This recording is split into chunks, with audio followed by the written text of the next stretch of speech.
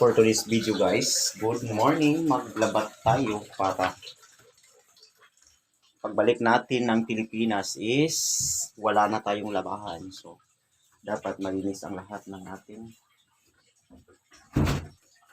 mga maiiwan dito sa bahay. Kasi papunta tayo ng Malaysia, Indonesia.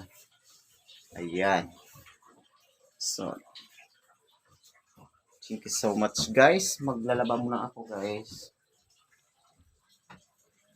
So, maglaba muna ako para malinis ang lahat ng maiwan ko dito sa bahay namin. Yes. Thank you guys. Dito ako sa bagong mansion.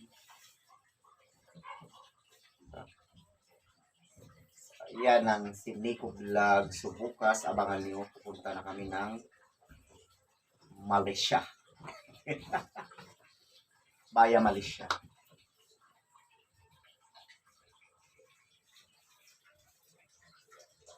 So, huwag na tayong magpatumpak-tumpak pa.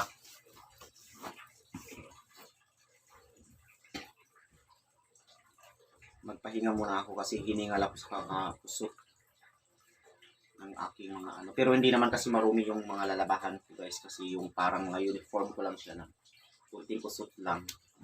Piga! For today's video na guys.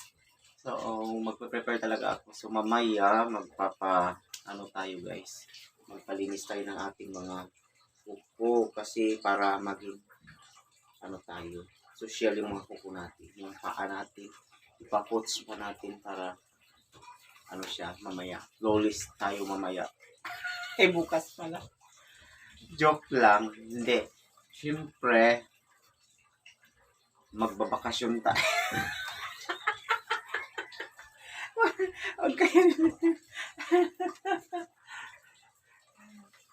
Okay.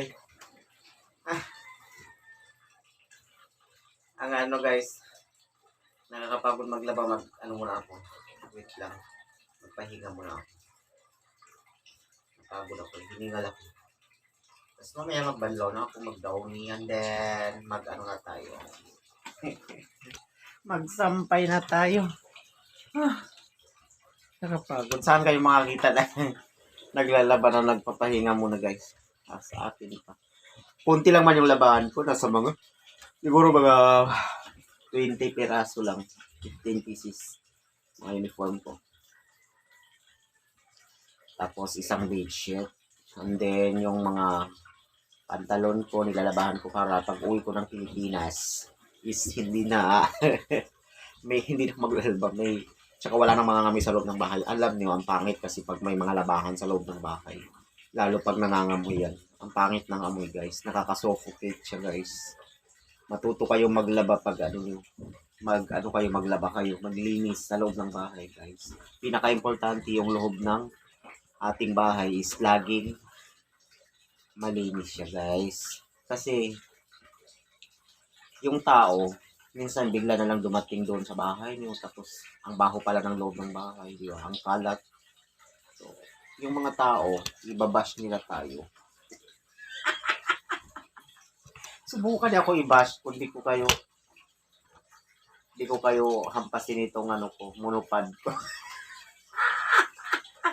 Stand phone ko. Aray ko. Na-treno na bang ano, hampasin ng monopod.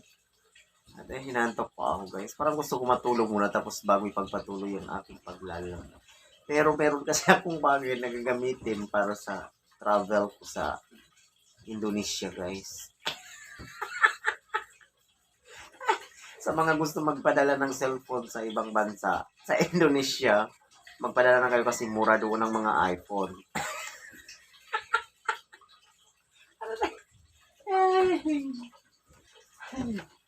Yan, mag-travel tayo. Ganun kagaling ang company namin guys. May mga travel guys. Diba? Legit. Parang ako legit ako guys. Hindi ako scammer. Hindi kagaya ng iba dyan. May mga scammer kasi dito sa dito sa Pilipinas. Kahit sa sulok ng bansa, ng mundo is may mga scammer talaga guys. Alam niyo, ano, hindi yan, minsan hindi rin ibang tao yung mga scam sa'yo, yung kakilala mo rin, i-scamin ka. Charot! Ako, ilang bisis na ako may scam guys. Tapos, guys, alam niyo, ako, mahilig ako tumulong ng tao guys. Tapos, alam mo yung, usapang tulong na naman tayo Yung tulong kasi is maraming klase yan guys. Diba? Mag-comment kayo guys. May tulong kasi na mayroong iba naman kasi yung tinulungan mo yung tao, tapos binuhay mo siya ng ilang taon, tapos pinakain mo ng ilang taon, tapos pinagkatiwalaan mo ng ilang taon, tinuring mo na ibang, hindi ibang tao, di ba? Itinuring mong family, member, di ba? Tapos ang ending is sisirain yung tiwala mo sa kanya, di ba? Ang masaklap pa, because of money Kasi pagdating naman sa mga ganyan guys, ganito yung tips ko sa inyo. Pag tumira kayo sa isang family or isang tao, isang kaibigan, huwag naman ninyo abusuhin guys. Diba?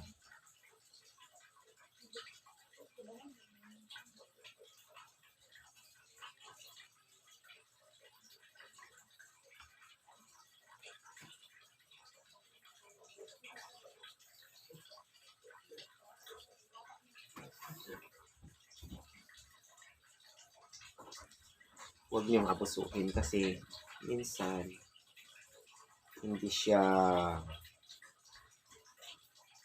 hindi lahat ng bagay ay okay yung tao sa inyo. Diba? Pero nakadepende na rin yun. Pag hindi mo kamag-anak, pero pag kamag-anak mo naman, pinsan, pamangkin, okay lang yun. Ang isang masaklap yun, hindi mo kaano-ano, tapos yung bubuhayin mo, ituring mo isang family. Kaya mahirap magbuhay ng hindi mo kaano-ano. Pero mayroon namang hindi mo siya kamag-anak na mapagkatiwalaan. Halos yung buhay mismo pagkatiwala sa kanya. Hindi lahat is ganun guys. May mga tao naman na mababait guys. Oo, tandaan nyo yan. May mga taong mababait. Yung hindi plastic.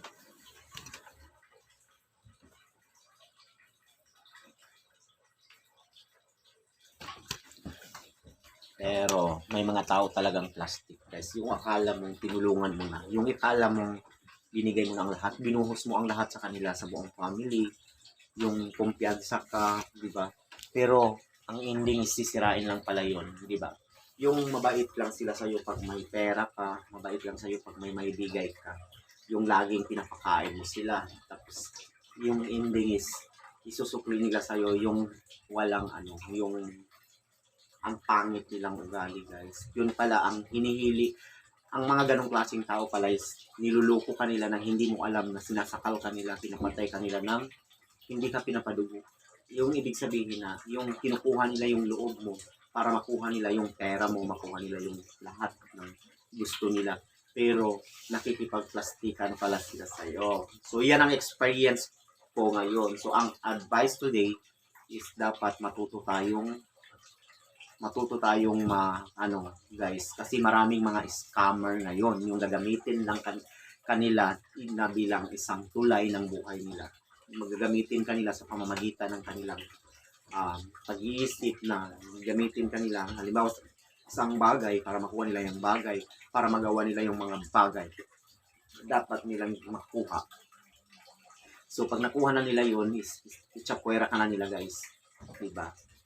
Shoutout nga pala sa mga tao na ganyan guys, yung ugali, diba?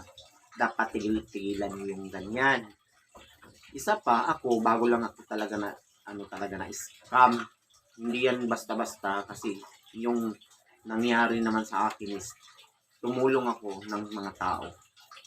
Pero walang kwenta. Kaya, ang pagtulong sa mga tao ngayon is ilalagay natin sa lugar. Huwag natin ibuhos ang lahat kasi kahit ipakain pa ang buong bituka mo sa kanila guys, pwede kanilang chigiin, pwede kanilang itapon, pwede kanilang iwanan, pwede kanilang lukuhin. Ang point doon is lukuhin. Yun ang nasa mindset nila eh, yung lulukuhin kanila, di ba? Lulukuhin kanila personally. Yung lulukuhin kanila na sa pamamagitan ng yung mga salapi, pera, yung akala mo ang bait nila pero hindi mo alam pala na sinasakal ka na nila. At huwag kang magkumpiyansa kahit na kamag-anak mo yan. Kahit na mostly sa nakikita mo is dito lang sa kamag-anak din. Yung umangat yung isang tao tapos yung mga tao na ang hindi nawawala dito sa kamag-anak at hindi nawawala dito sa mga friends, hindi nawawala dito sa mga kakilala is insecure. Insecure is isa yan sa sakit ng mga Pilipino. Ang insecure is pag yan ang sakit ng isang tao, mawawala na sa kanya yung tiwala, mawawala sa kanya yung secure ng kanyang mga kausap, mawawala sa kanya yung friendship, yung yung kabuuan ng inyong friendship, kabuuan ng inyong pagkakakilala.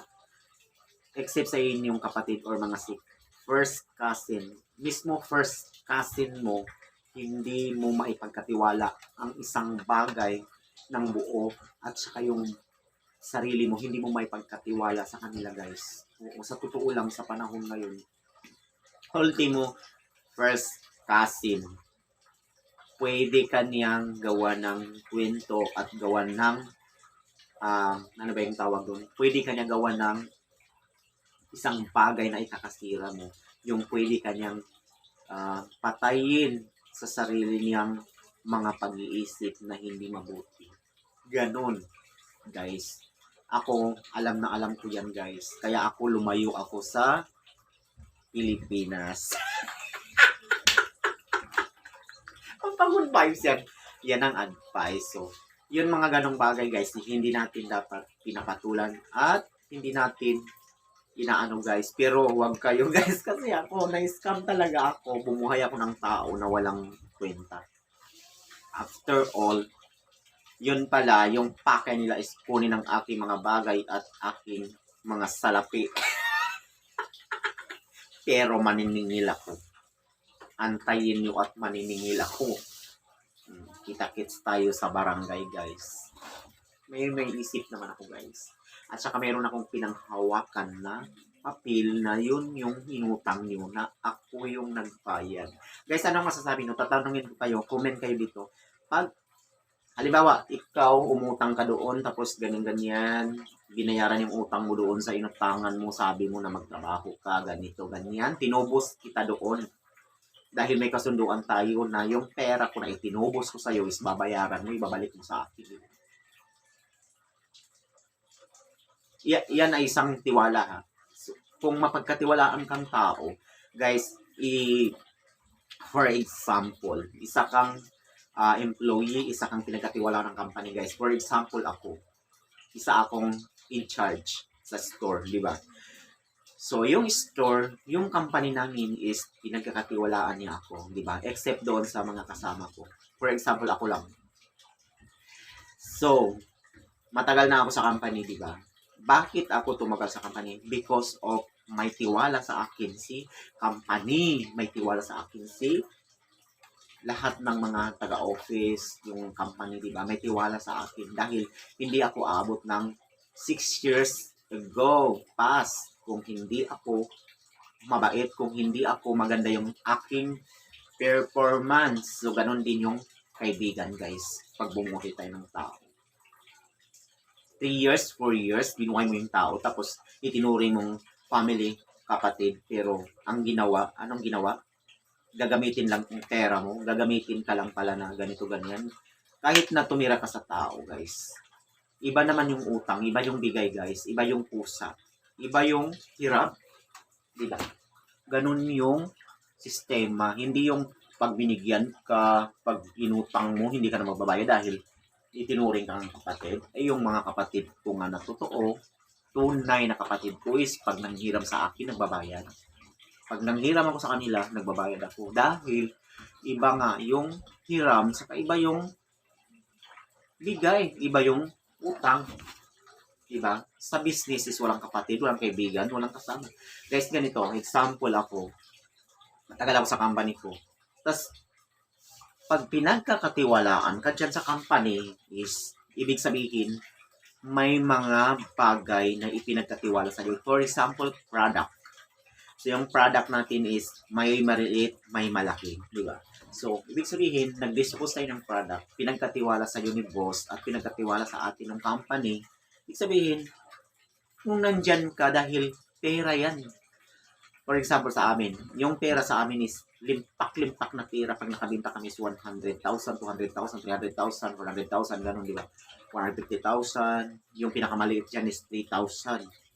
So, pinagkatiwalaan ka, dapat yung mindset mo, yung tiwala mo sa company, sarili mo, is buong buo yan, solid na solid yan. Kasi sa oras na masilipan ka ng company, masilipan ka ng boss mo ng piso lang, kahit 25 centimo lang na ibobulsa mo, so pwede kang matigi. So, di ba? So, ang masisira, yung tiwala. So, pinaka-importante yung tiwala, pinaka-importante yung trust. Diba? Trust. Tiwala. Pero pag nasira yun, guys, ganyan ang nangyayari sa akin. Kasi tiwala ko lagi. Actually, ako, from Manila is marami akong natulungan ng mga tao na yung mga naghihirap. Mahirap na nga ako. Mahilig ako tumulong ng mahirap. Kasi mahirap tayo eh. Dumaan tayo sa hirap. Kaya, yung aking mga naranasan is, ibinibigay ko naman na bilang isang simbolo or bilang isang pamamaraan na makatulong ako sa mga tao na sa pamamagitan ng pamamaraan. Minsan yung pera ko na talaga yung binibigay ko sa mga tao na gusto kong tulungan, na naghihingi ng tulong naman sa akin. Diba? Iba naman kasi yung pusa, iba yung nanghihingi ng tulong. Diba? Kasi paano mo naman malaman din na kailangan ka niyang tulong mo kung hindi mo rin tatanungin. Pero iba yung bigay, iba ang utang ha. Mindset. Iba yan. Pwede kang singilin, guys. Sa ngayon is pwedeng makulong ang taong nangutang kung hindi nagbabayad sa kanyang mga inutangan. Diba? Kahit walang ano yan. Kasi utang yan eh. Alangan naman ang ibabayad mo, yung buhay mo. Joke lang. So, kailangan natin na yung tiwala natin sa sarili natin is ganun din ang tiwala natin sa mga kapwa natin. So, mindset ha. Huwag tayong mang-scam ng ating kapwa. Bayaran natin ang ating utang at ating hiram. Bayaran natin ang ating hiram, guys. Hindi porkit binigyan tayo ng tao, ay iisipin natin na binigyan tayo. Kaya lagi nagbibigay. So, inabusong naman yung kabalitan. Oh! Sarap mo. Sarap mong paluin ng hangir. Guys, yung labahan ko is ano lang, waiting lang doon. So, nag-video lang ako kasi.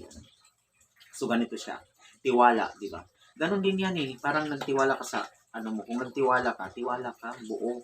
Parang asawa lang yan, parang jowa niyo. Nagtiwala kayo. Huwag kayong magchat-chat yung puso nila. Ay, si ganito, si ganyan is nangabit, nangaliwa, ganyan. Kasi pag wala kayong tiwala sa partner nyo, guys, ganon din yung boss nyo at saka yung ganon din kayo sa ano, dapat buo yung tiwala nyo. Kasi kahit saan magpunta yan, kung may tiwala kayo is may tiwala, trust, di ba? Hindi naman pwedeng lagi na lang kayong nagkasama, laging ganyan-ganyan, di ba? Tapos hindi naman pwedeng lagi na lang nabibigay yung tao sa inyo, di ba? May mga mababait na tao. May mga nabibiliban din akong tao na yung halos buhay nila is binibigay nila na ano sa kapwa nila. Tapos may tao naman na mga scammer talaga ang kanyang mga mindset. So mag-ingat tayo sa mga ganong klaseng tao, guys. So ang advice ngayon is tapusin natin ang ating labahan para matapos ang lahat ng ating mga gawain. And then mamaya is meron akong mga gagawin, may mga pupuntahan ako para sa aking flight tomorrow. Tomorrow is our flight in the international travel. Ano?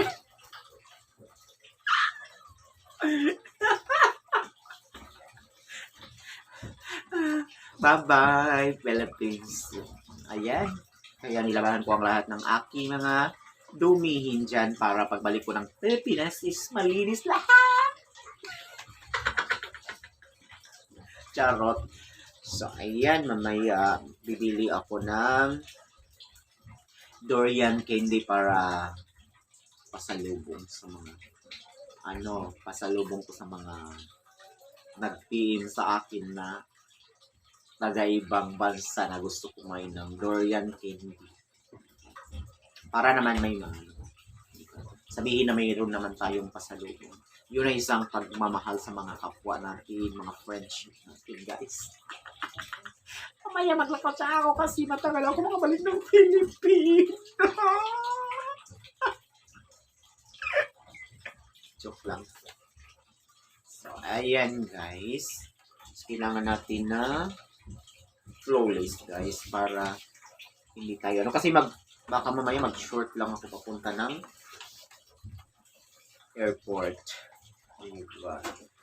Kasi ayoko na mabigat sa mga paa. Gusto ko nga magsanda lang ako, guys. Tapos yung shoes ko itatali sa bag. At saka take note, guys, hindi ako magdadala ng luggage. Ang dadalhin ko is bag na mga sling. Kasi doon ako mamimili ng mga bagay kasi mag-over baggage ako. So, para pagbalik ko, doon ako magdala ng mabigat. So, mamimili tayo ng mga paninda doon sa ibang bansa, guys, para itinda natin pag-uwi natin sa Pilipinas para hindi malugi yung ating biyahe, guys, kasi dapat bawat galaw natin is pera at negosyo. So, ang mindset natin is always business. Kasi hindi habang buhay na malakas tayo at hindi habang buhay na tatrabaho tayo, guys, kasi tumatanda pa rin tayo. Pero ako, hindi ako tumatanda.